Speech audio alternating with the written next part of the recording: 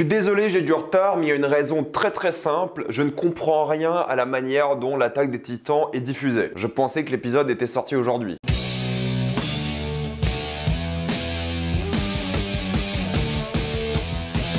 L'Attaque des Titans, saison 4, partie 3, je sais même plus. Contrairement à d'habitude, je vais spoiler, donc si vous n'avez pas vu tous les épisodes de l'Attaque des Titans jusqu'à l'épisode d'aujourd'hui, enfin de cette semaine, ne regardez pas cette vidéo et revenez plus tard. Oui, je suis désolé parce qu'en fait, je comprends jamais rien à la diffusion de cette série, j'ai l'impression que ça change tout le temps. Moi, j'avais noté que ce dimanche 5 mars sortait genre un nouvel épisode par semaine pendant quelques semaines, et je pensais que c'était la fin. Genre après là, cette période-là de mars, c'était terminé. Mais apparemment, on vient de m'expliquer que l'épisode était sorti vendredi de une. Mon erreur, désolé, c'est pour ça que j'ai du retard. Et surtout qu'au fait, c'est pas la fin. Et au lieu de faire 3 épisodes, un par semaine, ils ont fait un mini-film d'une heure où ils ont collé les 3 épisodes. Et ensuite, la fin arrivera en automne. Je ne comprends rien, je suis désolé. J'ai l'impression qu'ils changent tout le temps d'avis, il faudra qu'on en parle de ça. Mais avant de commencer cette vidéo, j'aimerais comme d'habitude remercier le partenaire officiel de celle-ci, CyberGhostVPN et ses 38 millions d'utilisateurs et presque 5 sur 5 sur Trustpilot. CyberGhostVPN, évidemment, vous l'utilisez pour voir plein de contenus différents qui ne sont pas disponibles en France, mais ça marche pour les animés. Il y a beaucoup d'animés qui sont disponibles sur plein de plateformes comme Netflix à l'étranger, mais pas chez nous. Et le nombre d'animés que vous avez à l'étranger par rapport à la France est bien plus impressionnant. Donc un VPN peut aider par rapport à ça, clairement, mais ça marche pour les films, pour les séries. Ça marche aussi pour débloquer HBO Max, par exemple, la meilleure plateforme de streaming. Mais vous pouvez aussi regarder la Formule 1 sur RTBF en Belgique gratuitement, ce qui n'est pas le cas en France. Ou alors vous pouvez même prendre un abonnement à YouTube Premium à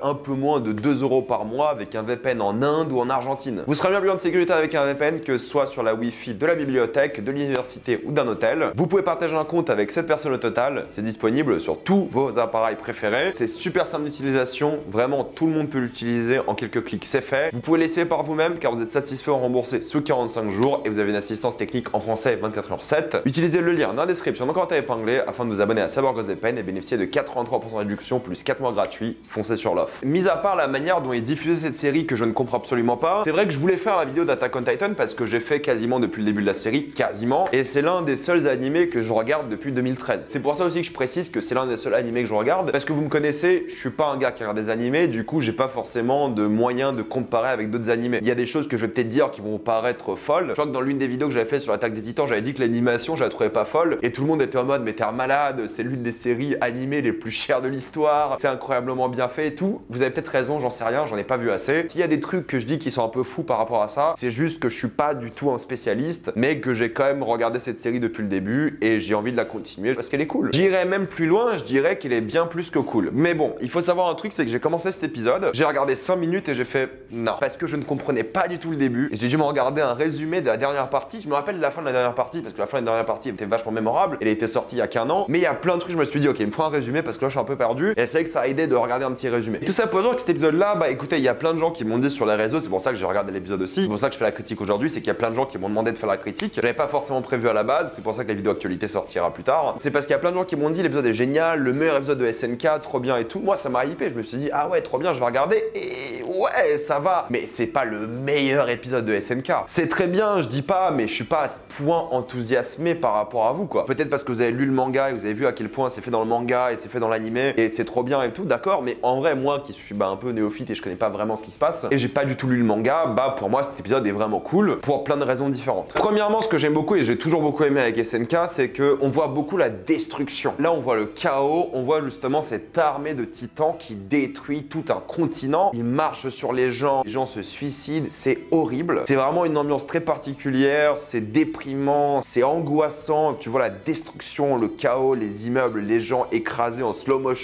Le but de la série c'est de te mettre beaucoup de poids sur ce qui se passe pour te montrer à quel point c'est horrible en fait ce qui se passe. C'est tragique, c'est vraiment déprimant quand tu regardes ça, tu te dis mais en fait il n'y a aucun espoir, c'est la fin, c'est foutu, c'est vraiment angoissant et c'est ce que j'aime beaucoup. Il y a ce truc qui revient beaucoup parce qu'il y a toujours eu des références religieuses dans SNK, mais là on parle beaucoup de jugement dernier et ça c'est vachement intéressant. Mais moi c'est la violence du truc que j'aime beaucoup parce que ça y va à fond et ça assume. Après c'est vrai que pour moi SNK ça a toujours été une série de guerres qui est beaucoup inspirée de la Seconde Guerre mondiale, de la guerre européenne mais aussi du côté plutôt pacifique. Déjà la musique fait très musique de guerre au début et à la fin t'as la fameuse musique de SNK qui est géniale, qui est est hypante, qui est excitante, qui te donne vraiment envie de te lever, de te battre. Je trouve que c'est l'une des plus belles compositions que j'ai entendues dans une série. Pour le coup, vraiment, je l'adore. Mais t'as ce côté bombe atomique qui est vachement intéressant. T'as ce côté destruction massive. Quand tu connais l'histoire du pays, c'est très prenant. Mais t'as ce côté vraiment destruction massive, bombe atomique, qui est une belle référence, qui est vraiment très puissant, je trouve, émotionnellement. T'as l'iconographie de la guerre avec les statues, les véhicules, évidemment, d'époque. Ce mélange toujours entre fantasy et steampunk. Le pessimisme, les suicides, il faut savoir qu'à l'époque, surtout pendant la Seconde Guerre mondiale, et j'ai toujours cette anecdote en tête parce que j'ai vécu en Pologne durant un Erasmus, lorsque la France a refusé d'aider la Pologne, il y a eu une grande vague de suicides de Polonais, et j'imagine qu'il y a eu plein de choses similaires au Japon, et plein de choses similaires partout en Europe. Mais moi, ça m'a marqué ce plan, évidemment, je ne vais pas vous le montrer parce que déjà, juste prononcer le mot suicide, je risque de me faire démonétiser. Il y a ce magnifique plan d'un homme qui préfère se suicider plutôt que de se faire écraser par les titans. Et ces titans émanent de la chaleur et brûlent tout sur leur passage pour faire encore plus la référence à la bombe atomique. Et ce que j'aime beaucoup, c'est que tu commences cet épisode avec beaucoup de destruction, beaucoup de nihilisme, beaucoup de détresse. C'est un paysage assez obscur. Après, tu fais une pause quand même, une pause d'organisation, une pause d'anticipation où nos héros se préparent au conflit qui arrive. Et j'aime beaucoup cette pause parce que de une, ça te permet de te reposer un peu de ce que tu viens de voir, ce qui est quand même assez déroutant. Mais surtout, ça te montre vraiment le courage de ces gens-là parce que tout a l'air perdu, mais ils vont quand même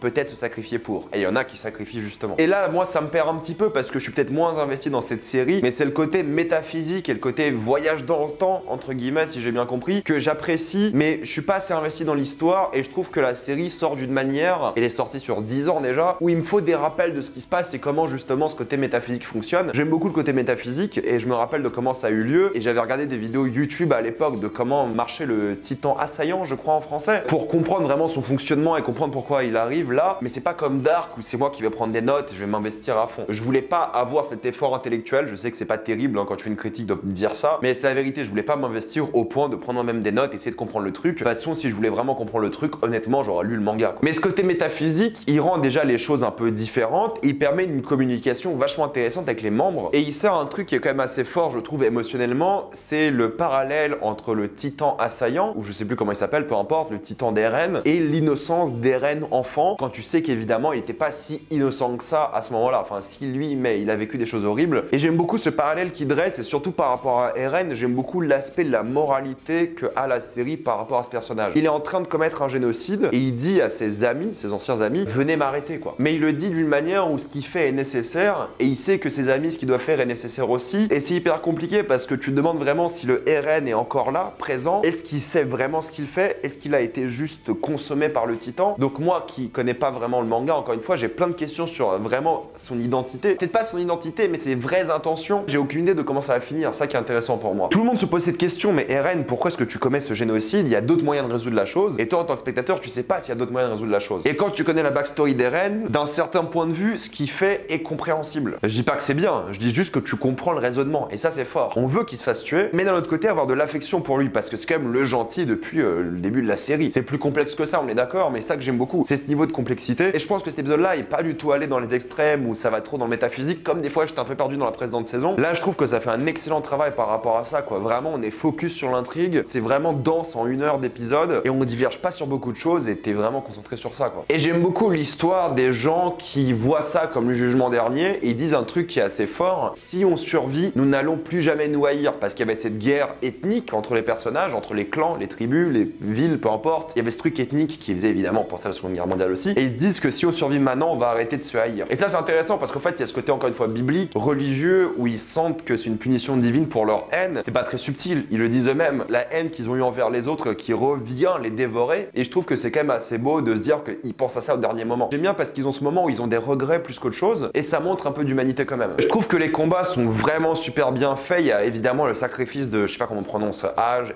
peu importe. Le sacrifice qui est très beau, et je trouve le dynamisme des combats génial. Ça donne une vraie dimension 3D au truc. Il y a un bon mélange d'animation qui est faite par ordinateur et à la main, entre guillemets. Il y a un vrai dynamisme, pareil pour l'attaque finale, vraiment le fait d'avoir utilisé les os comme une structure pour justement naviguer à travers, je trouve ça vachement bien. Et le cliffhanger est terrible. Le cliffhanger, t'as juste envie d'avoir la suite. C'est illégal d'arrêter une série comme ça et demander d'attendre 6 mois. T'arrêtes une série en plein milieu de l'action, je trouve ça super frustrant. Mais j'adore le fait de pas beaucoup voir ce titan d'Eren, mais de le voir au loin comme du brouillard ou comme une figure destructrice qui est presque déshumanisée à ce stade. Là où t'as des personnages comme Levi, ou Levi, peu importe, et Armin qui sont un symbole de bonté encore une fois. Mais ce que j'aime beaucoup à cet épisode-là, et peut-être conclure avec ça, c'est que ça met en place beaucoup de choses, mais j'ai pas l'impression l'impression que dans 1 heure, s'il y a bien encore 1 heure en automne, tu peux conclure l'intrigue. Pour moi, là, il reste un film en fait. Moi, j'aurais préféré attendre l'automne de cette année, tout sortir d'un coup, que ça dure 2h30, limite, si possible, le diffuser au cinéma comme ils font pour beaucoup d'animés, ou même aller faire un gros événement de 2h30 et tu conclus l'intrigue. Je sais même pas s'il y aura une partie 5 après, je n'en sais rien. J'aime beaucoup des choses que j'ai vues dans cet épisode-là, le sacrifice, le paradis qu'elle voit, le cliffhanger, mais je trouve que c'est assez frustrant parce que c'est assez pour me donner envie de voir la suite, mais j'ai envie de voir la suite la semaine prochaine. Genre d'ici 6 mois, je serai moins impliqué dans l'œuvre. Pour moi, ça c'est un cliffhanger de fin d'épisode, pas de fin de saison quoi, ou pas de fin de partie, enfin c'est un peu bizarre quoi. Je sais que ça fait un peu enfant gâté ce que je suis en train de dire, mais parce que j'ai kiffé cet épisode et j'en voulais plus, mais je trouve qu'il gère